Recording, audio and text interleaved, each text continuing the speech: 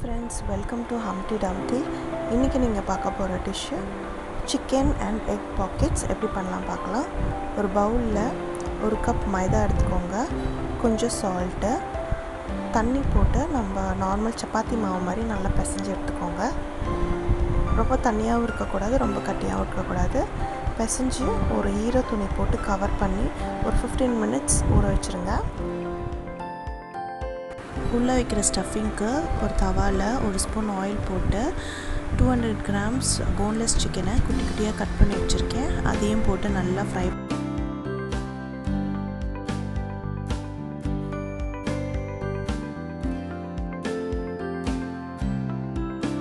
இது கூட 1/2 spoon salt add பண்ணி அந்த தண்ணியெலாம் நல்லா போகிற வரைக்கும் குக் பண்ணிக்கோங்க. இந்த சிக்கன் ஒரு 80% குக் ஆனால் போதும், ஒரு 5 minutes குக் ஆகிடும்.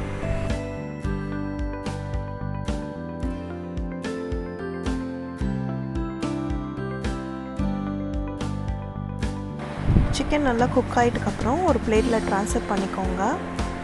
அதே கடாயில் 1 ஸ்பூன் ஆயில் போட்டு பூண்டு குட்டி குட்டியாக கட் பண்ணது அதையும் போட்டு நல்லா ஃப்ரை பண்ணிக்கோங்க. 2 வெங்காயம், நீங்கள் எவ்வளோ பாக்கெட்ஸ் பண்ணுறீங்களோ அதுக்கேற்ற மாதிரி எடுத்துக்கோங்க வெங்காயம். அண்ட் 2 தக்காளி, வெங்காயம் தக்காளி ஈக்குவல் அமௌண்ட் எடுத்துக்கோங்க.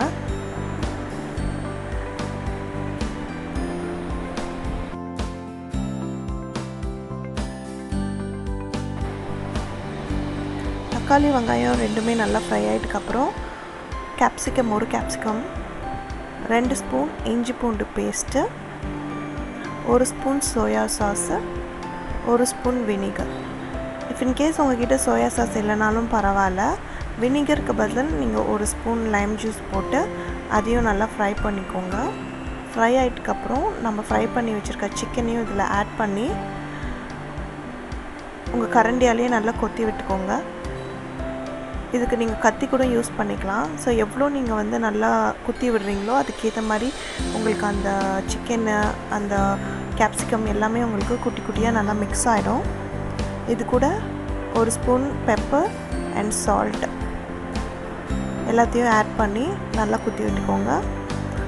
லாஸ்ட்டாக ஸ்ப்ரிங் ஆனியன்ஸ் போட்டுட்டு நல்லா மிக்ஸ் பண்ணி வச்சுருங்க. நம்ம ஸ்டஃப் உள்ளே வைக்கிற ஸ்டஃப் ரெடி ஆகிடுச்சு.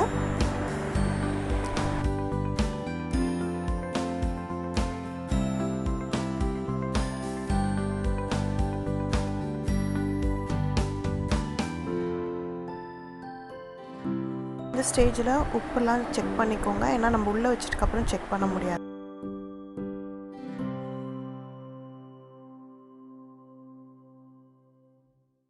ஒரு முட்டை எடுத்து நல்லா பீட் பண்ணி வச்சுக்கோங்க. நம்ம ஆல்ரெடி பிசைஞ்சு வச்ச மாவு எடுத்து சப்பாத்தி மாதிரி உருட்டிக்கோங்க. பெரிய உருண்டை எடுத்து நீங்கள் சப்பாத்தி மாதிரி நல்லா மெலிசாக தட்டி 2ஆக கூட கட் பண்ணிக்கலாம். இல்லைன்னா சின்ன சின்ன உருண்டைகளாக எடுத்து சிங்கிளாக கூட நீங்கள் பண்ணிக்கலாம். நான் இப்போ உங்களுக்கு ரெண்டுமே காட்டுறேன்.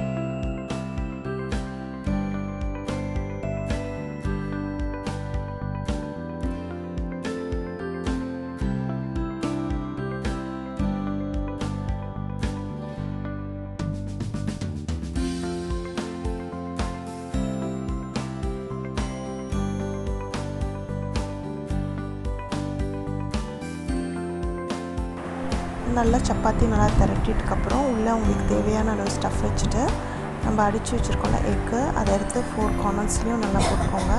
சும்மா ப்ரஷ் பண்ணால் போதும். இது எதுக்குன்னா இந்த கார்னர்ஸ் எல்லாம் நல்லா ஒட்டி உள்ளே இருக்க ஸ்டஃப் வெளியில் வராமல் இருக்கிறதுக்காக. ஸோ இந்த 4 சைட்ஸும் நான் நல்லா க்ளோஸ் பண்ணிட்டேன். பார்த்திங்கன்னா நம்மளோட சிக்கன் பாக்கெட்ஸ் ரெடி ஆகிடும். இதே மாதிரி எல்லாத்தையும் பண்ணி வச்சுக்கோங்க. இது வந்து நான் சின்ன உருண்டை எடுத்து பண்ணி காட்டுறேன்.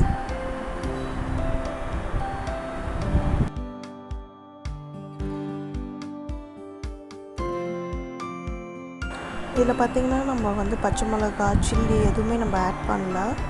ஸோ குழந்தைங்களுக்கு வந்து ரொம்ப காரமாகவும் இருக்காது, வெறும் பெப்பர் தான் ஆட் பண்ணியிருக்கோம். ஸோ இது வந்து டிஃப்ரெண்ட் டேஸ்ட்டாக இருக்கும் உங்களுக்கு.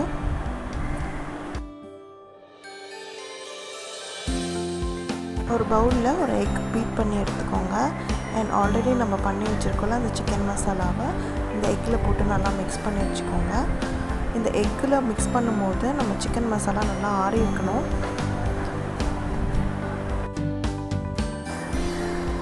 சப்பாத்தி மாதிரி திரட்டிட்டு இந்த ஸ்டஃபிங் எடுத்து உள்ளே வச்சு உங்களுக்கு வேணும் இந்த ஷேப் பண்ணிக்கோங்க. இதில் எக்கு நம்ம ஆல்ரெடி உள்ளே போடுறதுனால நீங்கள் வந்து கார்னர்ஸில் வந்து எதுவும் போட தேவையில்ல. இஃப் இன்கேஸ் உங்களுக்கு வேணும்னா நீங்கள் எக்கு இல்லைன்னா தண்ணி போட்டுக்கோங்க. இது வந்து நான் வேறு ஷேப்பில் பண்ணுறேன். ஸோ ரெண்டுமே டிஃப்ரென்ஷியேட் பண்ணுறதுக்காக. ஸோ நம்மளுக்கு எக் பாக்கெட்ஸும் ரெடி ஆயிடுச்சு. எப்படி ஃப்ரை பண்ணலாம் பார்க்கலாம். ஒரு தவாவில் 2 ஸ்பூன் ஆயில் தான் போட்டிருக்கேன் நான். அதில் இந்த நம்ம பண்ணி வச்ச பாக்கெட்ஸ் எல்லாம் ஃப்ரை பண்ணுறேன். ஸோ இது வந்து லோ ஃப்ளேமில் வச்சு எல்லா சைட்ஸும் குக் ஆகிற மாதிரி குக் பண்ணிக்கோங்க.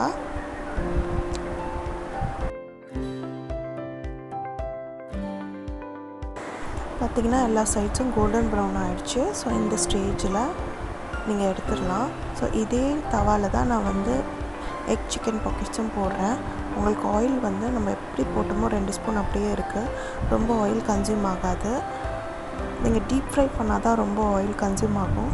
ஸோ இந்த மாதிரி ட்ரை பண்ணி பாருங்கள். அவ்வளோதாங்க, நம்மளோட chicken pockets and egg chicken pockets ready ஆகிடுச்சு. நீங்களும் இதை ட்ரை பண்ணி பார்த்துட்டு உங்களுக்கு பிடிச்சிருந்தா எங்கள் சேனலை சப்ஸ்கிரைப் அண்ட் லைக் பண்ணுங்கள், கமெண்ட் பண்ணுங்கள். தேங்க்யூ.